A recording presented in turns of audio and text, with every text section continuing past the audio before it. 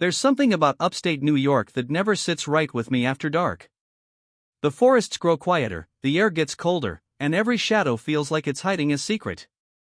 I've explored old houses, empty schools, and forgotten towns, but some places up here don't just feel haunted, they breathe it. Locals still whisper about strange voices, flickering lights, and people who vanished without a trace. Tonight, I want to share the 5 horror stories that still keep me awake, not because I believe in ghosts, but because I've seen things I still can't explain.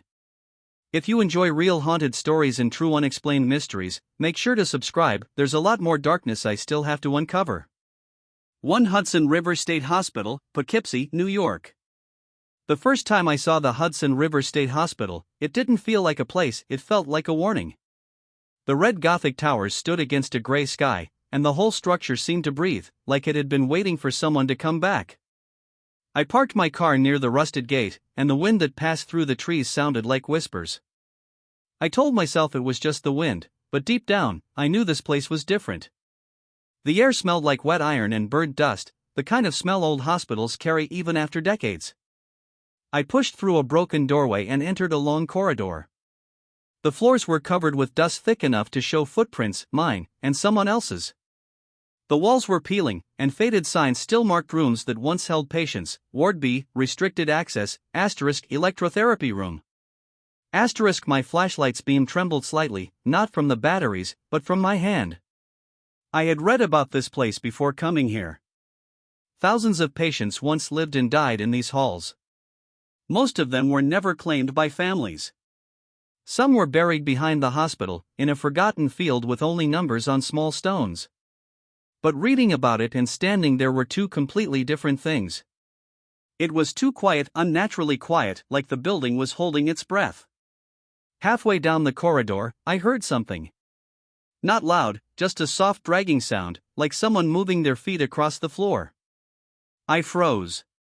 I turned off my flashlight for a second, and the darkness swallowed me whole. My heart started pounding in my ears. When I turned the light back on, nothing was there. But a door at the end of the hall was now slightly open.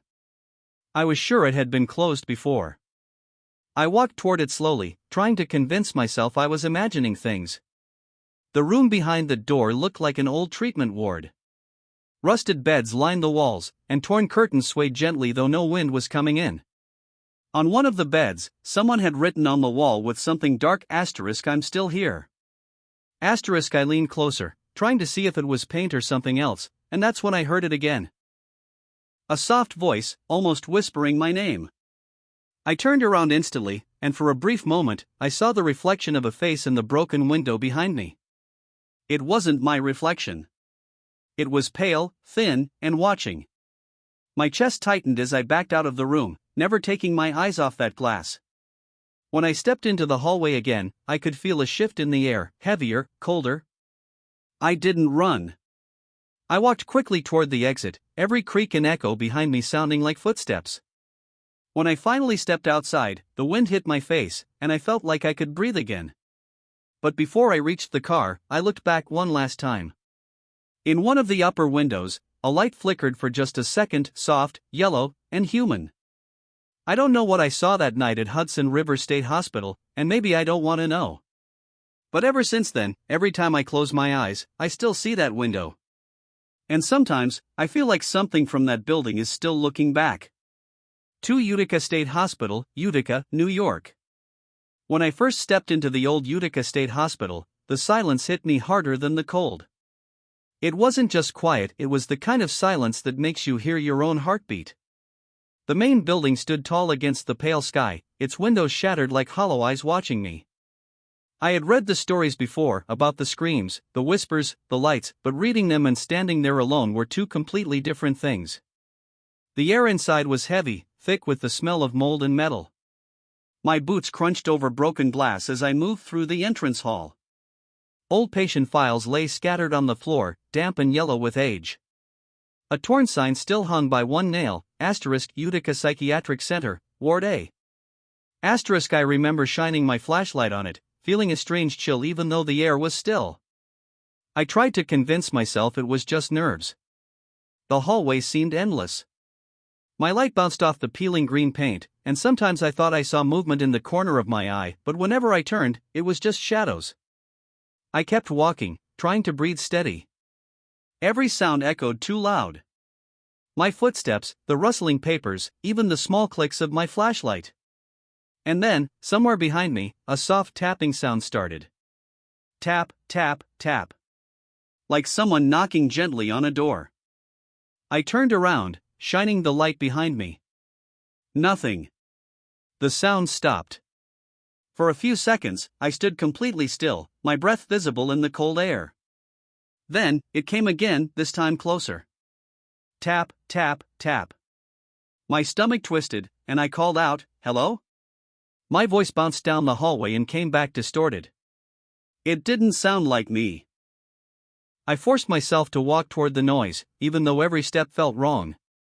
I reached a doorway with rusted hinges, and inside was what looked like an old patient room. The bed was still there, just a metal frame covered in dust. On the wall above it, someone had written in chalk, "Don't listen to them." The words looked fresh. I swear they weren't there when I passed this room earlier. Suddenly, the lights from my flashlight flickered and went out. I hit it against my hand, and for a moment, the hallway disappeared into blackness. That's when I heard it, a woman crying. Very softly, like she was standing just a few feet away. I froze. It wasn't the echo of a building, it was too clear, too human. When my flashlight finally came back on, there was no one there. But the bed's thin metal frame was rocking slightly, as if someone had just gotten up from it. I didn't run right away. I don't know why. Maybe part of me wanted proof, or maybe I was too scared to believe what I was seeing. But when the crying turned into laughter, a broken, trembling laugh that filled the corridor, I couldn't stay. I sprinted out through the main doors, not stopping until I reached the street. Even now, when I think about that night, I still hear that laugh in my head. Some people say Utica State Hospital is just another abandoned building, but I know what I felt there. It wasn't empty. It was alive, and something inside it wanted me to hear it. 3 Kings Park Psychiatric Center, Kings Park, New York. When I first visited the Kings Park Psychiatric Center, I thought I was ready for whatever I might find. I had explored many abandoned places before, but something about this place felt different the moment I stepped through the front gates. The air was heavy, colder than the rest of Long Island that evening. The sun was setting behind the skeletal remains of the hospital's 150 buildings, and for a second, it felt like the entire complex was holding its breath, watching me. The main tower loomed above everything else, tall, cracked, and silent. Every broken window looked like a black hole swallowing the fading light. I walked toward it slowly, my camera swinging from my neck, but even the sound of my footsteps felt too loud. The smell hit me first when I entered, damp concrete, rot, and old medicine. It was the kind of smell that stays on your clothes even after you leave. Inside, the walls were covered in graffiti, but under the paint, you could still see the original green hospital tiles. I remember brushing my hand against one, it was freezing cold, like ice. The hallways twisted and turned endlessly, each one darker than the last. Somewhere above me, a door slammed, even though I knew no one else was supposed to be there. I told myself it was just the wind, but I didn't believe it. After about 20 minutes, I found a narrow stairwell leading underground, the tunnels I had read about. These tunnels once connected every ward, used for moving patients and supplies without being seen by the public. The deeper I went, the colder it became. My flashlight beam cut through the dark, and the concrete walls seemed to close in around me. That's when I heard it. A faint sound, like a whisper. I stopped walking, trying to listen. It was soft at first, words I couldn't make out.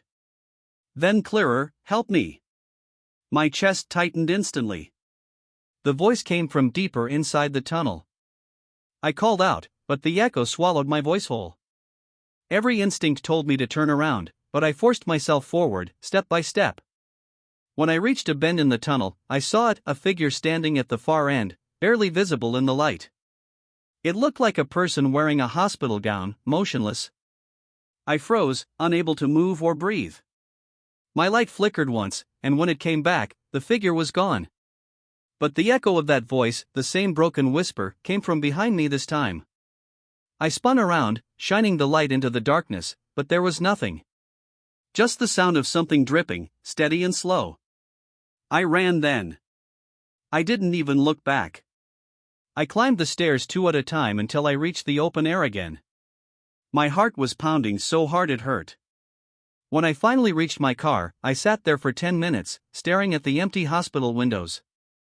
And then, in one of them, the top floor of the main tower, a faint light flickered, just once. Some people say Kings Park is just another abandoned psychiatric center. But I know what I heard in those tunnels. Someone, or something, is still down there, waiting for someone to listen. For St. Agnes Church, Utica, New York. I still remember the first time I saw St. Agnes Church in Utica. It was late October, the air sharp with the smell of fallen leaves and cold rain. The church stood at the end of a narrow street, surrounded by bare trees. Its tall stone tower reached into the gray sky like a broken finger. Most of the windows were boarded up, but one high above the main doors still had stained glass. When the wind moved the clouds, a thin beam of light passed through it, casting a faint red glow across the ground. For some reason, that sight made me stop walking. I didn't know why, but I felt like the place already knew I was there. The heavy doors creaked when I pushed them open. Inside, the air was thick and still, as if the whole building was holding its breath. Dust floated in the thin light that slipped through the cracks. The pews were covered in a fine layer of dirt, and broken hymn books lay scattered across the floor. I could see the old pipe organ standing at the far end, its keys yellow and cracked. The silence was so complete that when I stepped forward, even the sound of my breath seemed too loud. I had read that the church was abandoned years ago, after a fire in one of the side rooms. Locals said it was cursed, that people who entered alone often heard music playing when there was no power connected. I never believed those stories, but standing there, I began to understand why they existed. I made my way toward the altar. The wood was burned and blackened, but the large cross above it was untouched, gleaming faintly in the half-light. As I looked up, I heard something that stopped me completely. A soft note, just one, drifting from the organ pipes. Then another. Then 3 more, forming a quiet, trembling melody. My heart started pounding. There was no electricity in the building, no one else inside. Yet, the music continued, slow and uncertain, like someone was relearning an old song. I whispered, "Hello," but my voice just echoed back at me. The sound came again, this time stronger, and I could feel the vibration through the floorboards.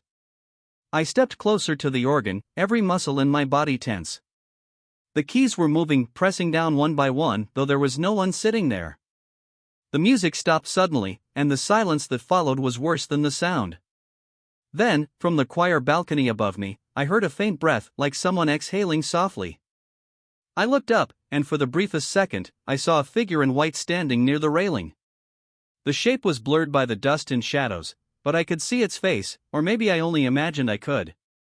When I blinked, it was gone. I ran out into the cold air, gasping, my hands shaking. Behind me, the doors of the church creaked shut on their own. I turned once, and from inside, just for a moment, I heard the organ play one last note, deep, slow, and final. I've passed that street many times since, but I never go near the church again. And every time the wind blows just right, I swear I can still hear that single note echoing through the night. 5 Fort Ontario, Oswego, New York.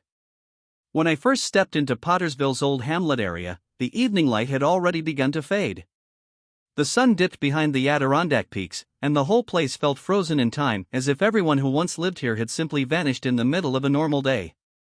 Cracked signboards still hung outside what used to be shops, and grass pushed through the gaps of the stone roads. I could almost imagine the echo of footsteps that weren't mine.